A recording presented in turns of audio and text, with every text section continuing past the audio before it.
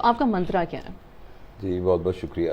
دیکھیے پہلی بات تو سمجھنے کی یہ ہے کہ اللہ تعالیٰ نے جتنی مخلوق پیدا کی ہے نا، اس مخلوق کے پیدا کرنے میں فطرت کی جو صنائی ہے، احسن التقویم، وہ اس طریقے سے استعمال ہوئی ہے کہ اس کو صرف سمجھنے کے لیے ہی جتنی تحقیق کی ضرورت ہے وہ تحقیق بھی ابھی تک نہیں ہو سکی. اگر آپ ایک چونٹی جو رینگتی ہوئی جا رہی ہے نا، آپ دیکھیے کہ وہ مکینکس کا شاہکار ہے، وہ ریسیپٹرز کا شاہکار ہے، وہ کس طریقے سے اس بایولوجی کا ایک شاہکار ہے، اور ان سب کی پیک جو ہے وہ انسان کی شکل میں ڈیولپ ہوئی ہے.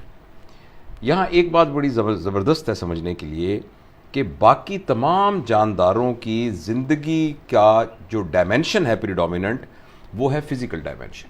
That's true. جبکہ انسانوں کی زندگی کی ڈائمینشن میں فزیکل ڈائمینشن بہت ہی چھوٹا رول ادا کرتی ہے. آپ اور میں اس طریقے سے تیر نہیں سکتے جیسے مچھلی تیرتی ہے. آپ اور میں اتنا تیز بھاگ نہیں سکتے جتنی تیز ایک چیتا بھاگ رہا ہے. آپ اور میں اتنا بھی نہیں اڑ سکتے جتنا ایک کوا اڑ سکتا ہے، and so on and so forth. تو فزیکیلٹی کے لحاظ سے انسان کی ایبلٹی باقی تمام جانداروں سے بہت ہی کم ہے. اب آپ دیکھیں نا، میں اس کمرے میں کچھ اسمیل آ رہی ہو تو ہم محسوس کر سکتے ہیں، خوشبو آ رہی ہو تو محسوس کر سکتے ہیں. بہت سے جانور ایسے ہیں کہ جن کی سونگھنے کی یہ صلاحیت ہماری صلاحیت سے ہزاروں گنوں زیادہ بہتر ہے. اسی طرح دیکھنے کی صلاحیت، سننے کی صلاحیت.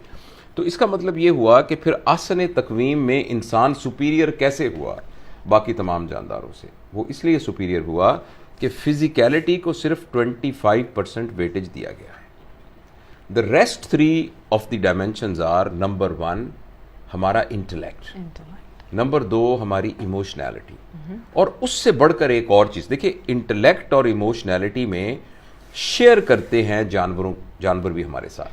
جانور کا بھی تھوڑا سا انٹلیکٹ ہوتا ہے، اور کچھ جانوروں کے انٹلیکٹ کو آپ انہانس بھی کر سکتے ہیں. دیکھیں ڈولفن مچھلی کو سکھایا جا سکتا ہے، بندر کو آپ سکھا سکتے ہیں. دیکھو نا، ایک ریچھ ہے، اس کو آپ جنگل سے پکڑ کے لاتے ہیں اور اس کو سرکس میں سٹول پہ بیٹھنا آپ سکھا دیتے ہیں. تو ان کی انٹلیکٹ کو ٹرین کیا اور ٹیم کیا جا سکتا ہے.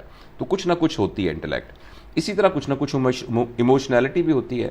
آپ دیکھیں نا، اگر ایک جو مرغی کے چوزوں کو اگر چیل حملہ کرے تو مرغی اپنی جان پر کھیل کر بھی اس کو، یعنی اس کی فزیکیلٹی سے وہ ایموشنالٹی کی طرف موو کر جاتی ہے. مگر آپ یہ دیکھیے کہ جانوروں کی جتنا انٹلیکٹ اور ایموشنالٹی ہے وہ صرف سروائیول کے حد تک ہے. That's true. اگر سروائیول سے زیادہ امیجینیشن یا ریموٹ میموری کی طرف وہ اوور لیپ نہیں کرتی. جبکہ انسانوں کا انٹلیکٹ اور ایموشنالٹی وہ 2 ڈائمینشن میں موو کرتی ہے، ایک طرف ایک ریموٹ میموری میں اور ایک طرف امیجینیشن میں. دیکھیں آپ اور میں ابھی چاہیں نا کہ ابھی ہم مریخ میں چلے جائیں تو ابھی ہم تصور میں مریخ میں پہنچ سکتے ہیں. آپ اور میں ابھی تصور کریں کہ ہم انشاءاللہ جنت میں پہنچ جائیں تو ہم جنت میں پہنچ سکتے ہیں. آپ اور میں ابھی اسی وقت کچھ بھی امیجن کرنا چاہیں امیجن کر سکتے ہیں.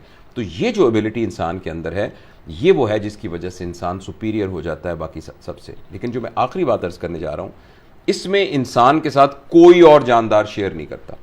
یعنی فزیکیلٹی تو انسان سے وہ بہتر ہیں، اور انٹلیکٹ اور ایموشنالٹی میں انسان از فار سپیریئر، لیکن پھر بھی ان کے اندر موجود ہے.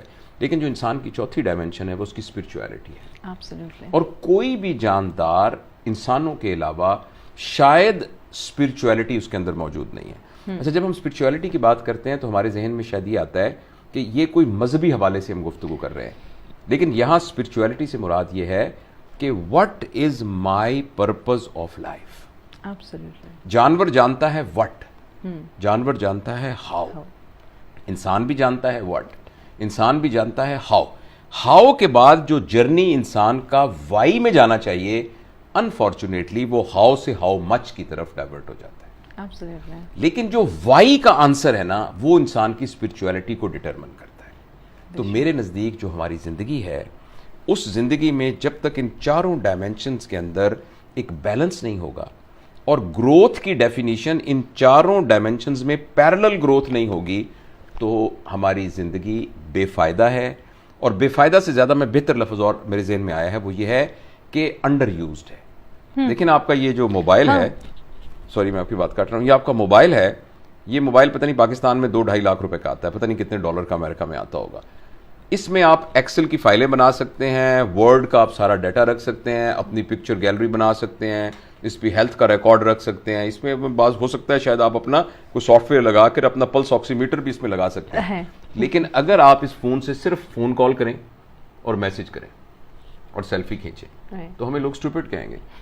تو اللہ تعالیٰ نے یہ جو 4 ڈائمینشن انسان کو دیے ہیں نا, فزیکیلٹی, انٹلیکٹ, ایموشنالٹی اینڈ اسپرچویلٹی, تو ہم بہت اسٹوپڈ کیا, ہم بہت ہی کم قسمت ہوں گے, بدقسمت ہوں گے کہ ہم اپنی زندگی کو صرف فزیکیلٹی کے گرد روٹیٹ کرتے رہیں. تو میرے نزدیک زندگی کا مطلب ہے ان 4 ڈائمینشنز کو دل کی گہرائیوں سے, اور دل کی گہرائیوں کے سلسلے میں ایک بہت خوبصورت لفظ ہے جو کہ ریلیجس حوالے سے ہم نے سیکھا ہے, جسے ہم کہتے ہیں حق الیقین.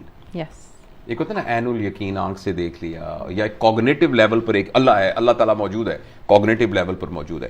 ایک ہے حق الیقین, یعنی نو ڈاؤٹ ایٹ آل, مجھے اپنے دل میں پتا ہے کہ جس طرح سے آپ میرے سامنے اس طرح موجود ہیں, آپ کو لوگ قسمیں کھاتے رہیں کہ ارم نامی کوئی خاتون یہاں موجود نہیں ہے, تو میں کبھی بھی ان باتوں کو نہیں اور چاہے جتنے مقدس لوگ قسمیں کھاتے رہیں, بیکاز میرے آپ کے بارے میں مجھے یہ کل یقین ہے کہ آپ ایک انسان, ایک شخصیت سامنے بیٹھی ہیں. اسی طریقے سے ان 4 چیزوں کے بارے میں حق الیقین کے طور پر انڈرسٹینڈنگ ہو, اور اس انڈرسٹینڈنگ کے بعد ہمیں وہ سکلز آتی ہوں جن کے ہم تحت ہم ان 4 چیزوں کو گرو کریں.